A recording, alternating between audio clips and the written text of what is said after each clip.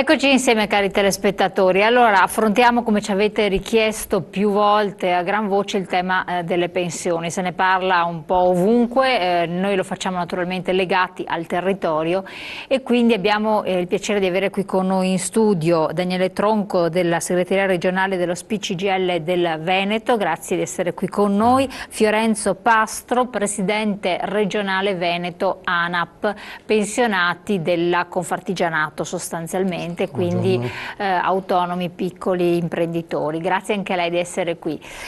Prendiamo spunto dai tanti articoli dei giornali che ci sono, rimborsi a percentuale, questo è il titolo del Gazzettino. Lunedì l'esecutivo farà un primo esame delle misure, ma tutto è rinviato a dopo le elezioni.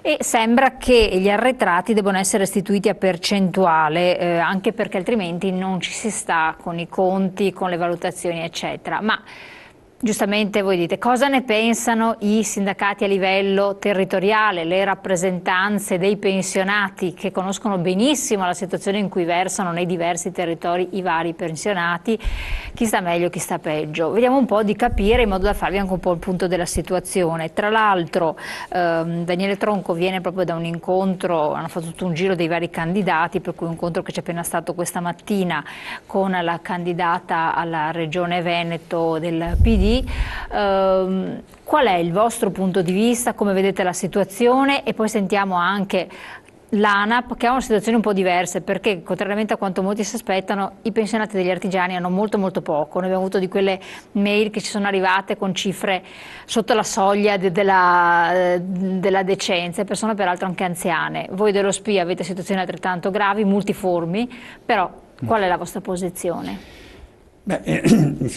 Intanto va precisato cosa dice sostanzialmente la Corte. La Corte Costituzionale dice che i trattamenti da pensione vanno adeguati al costo della vita e non può esserci un intervento che discrimina su questo punto. Sappiamo che sul tema le pensioni, quando uno va in pensione, non è come un lavoratore dipendente che mantiene un rapporto contrattuale e ha gli aumenti previsti dal contratto di lavoro.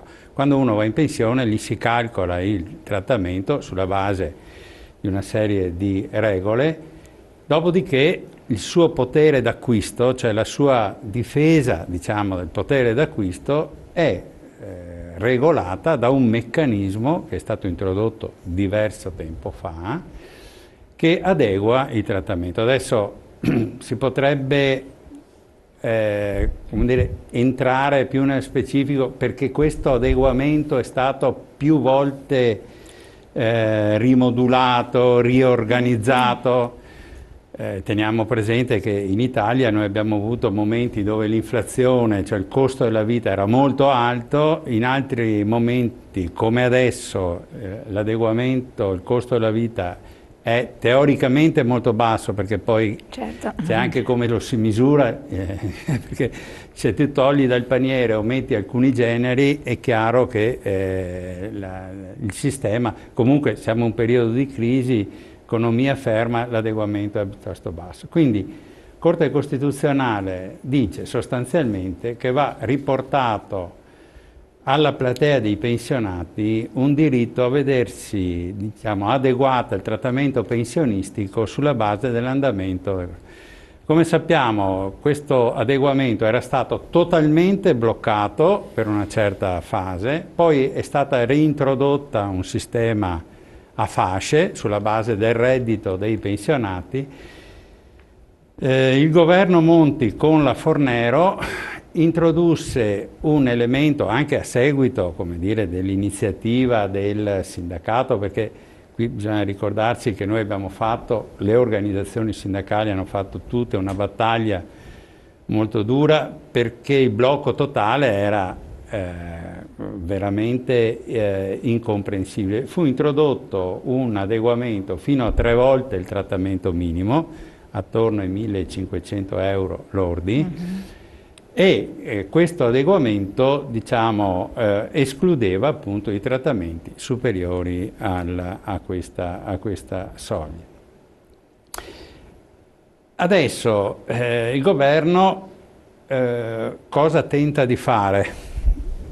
Tenta di giocare sui termini, perché non fanno il decreto prima delle elezioni. Già questo è un fatto, diciamo, discutibile, perché se c'è una sentenza che dice che è stata compiuta un'ingiustizia, io credo che bisognerebbe dire prima si applica la sentenza.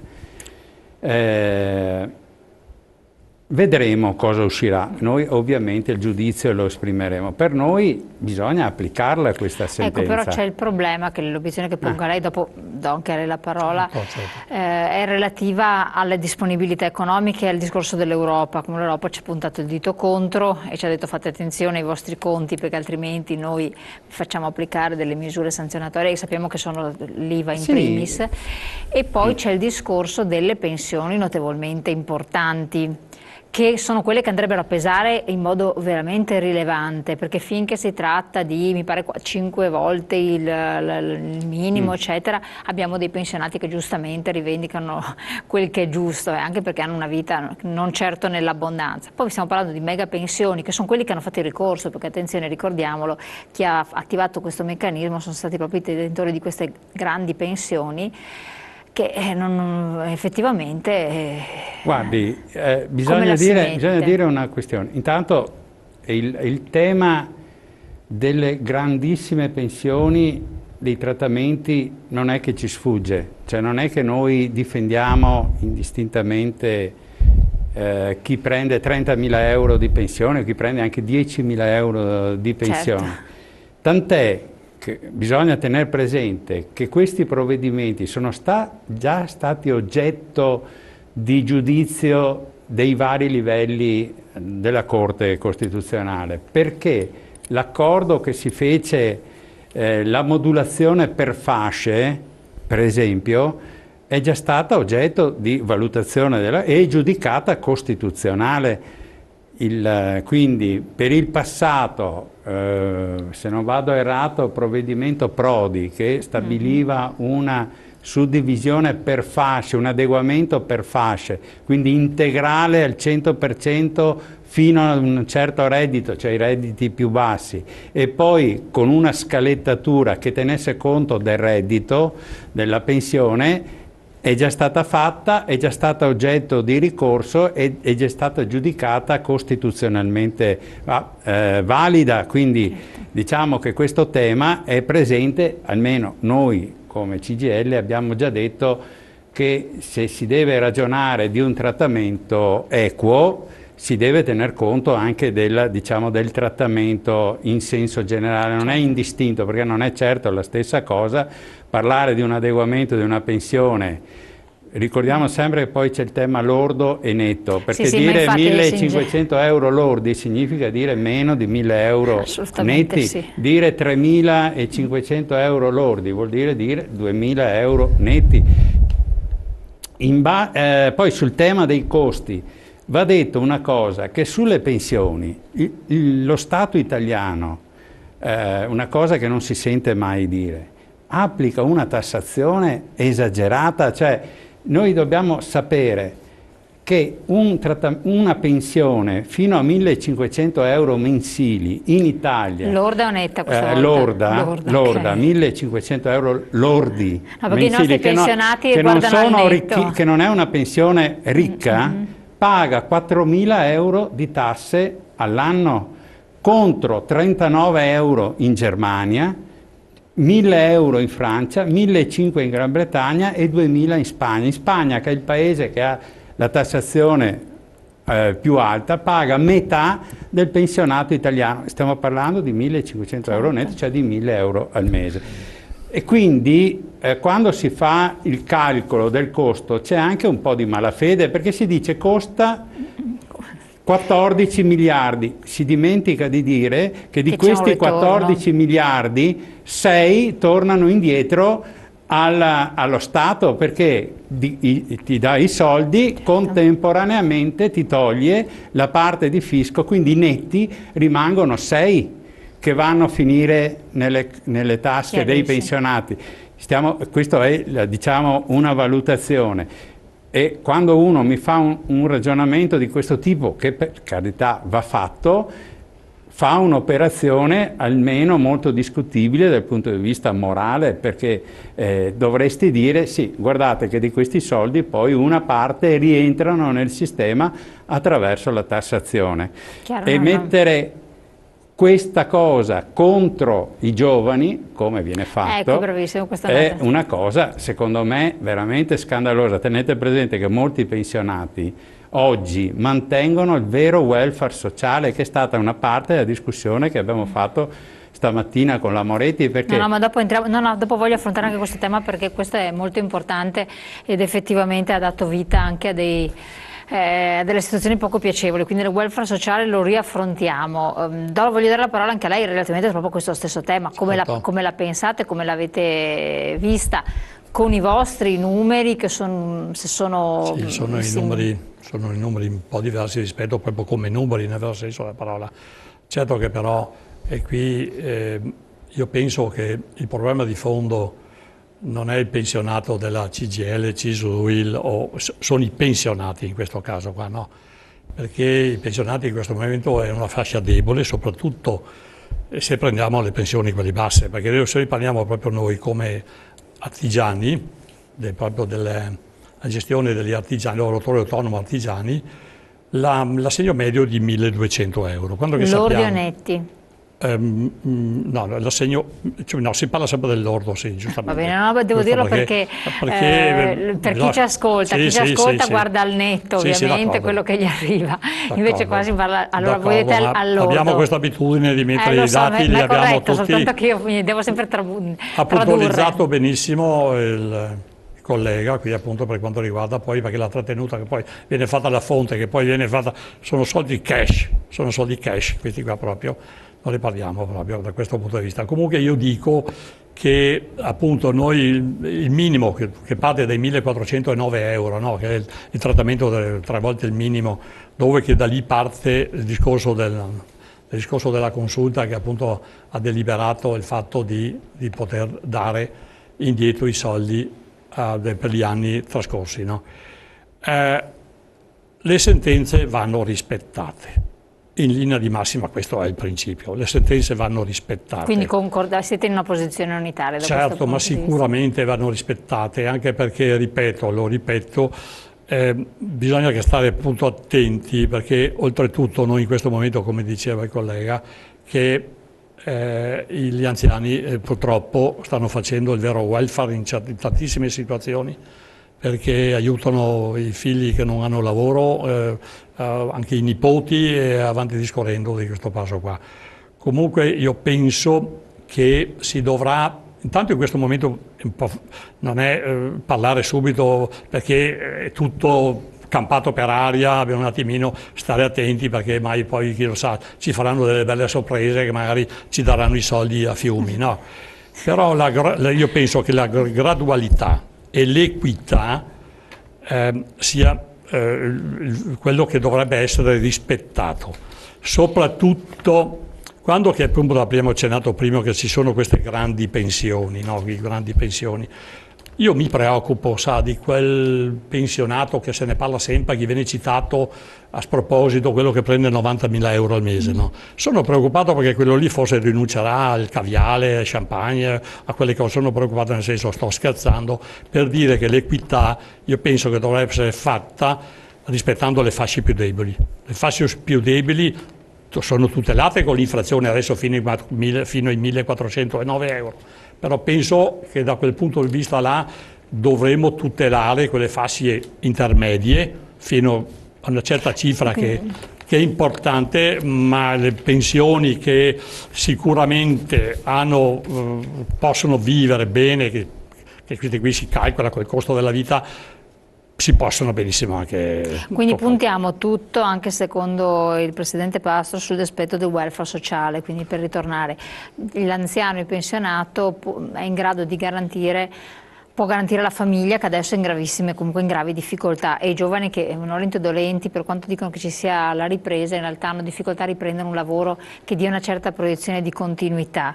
Tronco, welfare sociale in che termini? Perché qui stiamo abbracciando un'ampia fetta di situazioni che voglio dopo andare ad approfondire, per cui parliamo anche di sociosanitario e quindi di due questioni che sono rimaste ancora un po' in sospese, che non vedono facile soluzione.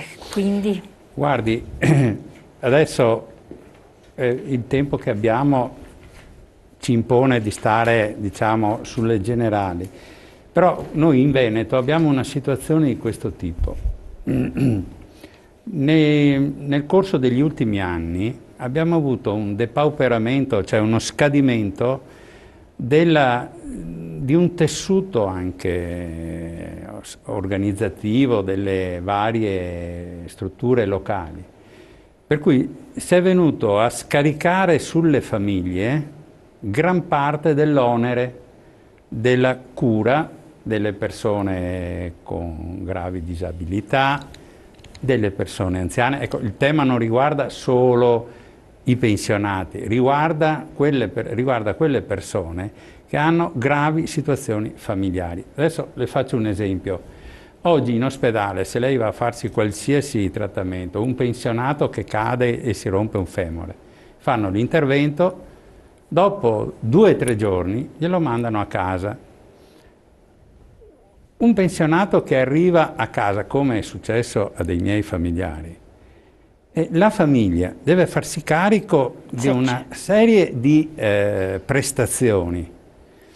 Chi è che si fa carico normalmente di queste? 2 figure, le donne pensionate, cioè le donne che in molti casi rinunciano al lavoro per passare al lavoro di cura, molti pensionati che si fanno carico di coprire una carenza che sta nella società. Che però la società paga, cioè il singolo lavoratore. Quindi il problema è molto, diciamo, articolato. Noi diciamo che oggi le pensioni sono il vero ammortizzatore sociale che va visto anche, perché quando si parla dei costi, dei contributi, a parte che un lavoratore dipendente paga il 33% della propria retribuzione, cioè si toglie dal salario gli artigiani versano, adesso tra l'altro con le ultime leggi hanno aumentato in modo abbastanza consistente per tutte le categorie, però diciamo che non è un regalo, ma diciamo che nella nostra società questa è una forma di come dire, tutela che poi si trasmette alle... Se noi pensiamo che con questo blocco una pensione da 1.500 euro lordi, cioè 1.000 euro netti, ha avuto un danno permanente che si sta accumulando, ma negli ultimi 3 anni, per esempio, di quasi 2.000 euro, cioè un pensionato con quel tipo di pensione là, quella roba là, ha avuto un danno di 1.790 euro. Badate bene, un danno che non è, perché lei sa come funziona, no? Cioè io ho l'incremento dell'1%, certo. Poi quell'1% l'anno prossimo mi genera un valore, no? Quindi chiamiamolo un montante, una situazione, certo, che si rivaluta, quindi è un danno vero della situazione, e queste risorse qua poi alla fine vanno a pesare sull'insieme della società, perché oggi in molte situazioni di povertà si scaricano su questo sistema. Si scaricano per il figlio disoccupato, per il figlio part-time, quindi diciamo che c'è ovviamente ho detto il danno per una pensione di questa entità, ma io non penso affatto che una pensione anche all'ordo di 2.000 euro sia una pensione da ricchi, da nababi.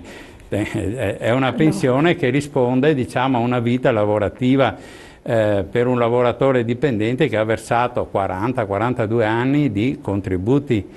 Ci sono situazioni, e sono la stragrande maggioranza. Ecco, tenga presente che nel Veneto su 1.300.000 pensionati che abbiamo in Veneto, l'80% sta su queste fasce qua. No, questo assolutamente. Infatti sta su queste fasce qua, quindi esatto, ne abbiamo solo il 20% che sta sul livello superiore. E poi, quindi diciamo che, perché per dirla tutta, perché si è fatta questa roba qua? Non per una questione di equità, perché questa è un'altra delle cose che vengono fuori, no? È stata fatta, si dice, per equità, perché si porta ad esempio il ministro che ha 31.000 euro di pensione, come si chiamano? Perché, ma noi stiamo, cioè si colpisce per fare cassa, perché quando la Fornero ha fatto questa operazione assieme a Monti, l'hanno fatta perché avevano bisogno da subito di trovare qualche decina, qualche centinaio di miliardi da rendere disponibile. Stessa cosa è stata fatta con il blocco dei pensionati, perché tu hai posticipato in avanti in un sol colpo di 5 anni i pensionamenti. Perché lo fai? Perché hai recuperato cassa, hai fatto cassa appunto, sulle spalle di chi? Della gente più povera. Infatti, Mentre noi diciamo, e questo è un impegno che il sindacato, tutto il movimento sindacale, guarda, adesso il sindacato confederale è nel panorama sindacale è il movimento più unitario che c'è, cioè nel senso che si è preso atto che bisogna difendere, cose che abbiamo fatto per esempio anche nel passato, perché bisogna sempre ricordarsi che noi partivamo da un blocco totale della rivalutazione. Quindi quando siamo riusciti a strappare poi con Letta le 3 volte il minimo, è stato un successo per il sindacato, perché non totale, ma adesso la sentenza ci dà ragione anche sulla parte, diciamo, allora, più alta. Torniamo a parlare anche di welfare sociale, quindi latamente esteso anche per quel che vi riguarda, con diversi spunti e aspetti, però andiamo prima in pubblicità, pochi secondi, poi do anche a lei la parola, prego.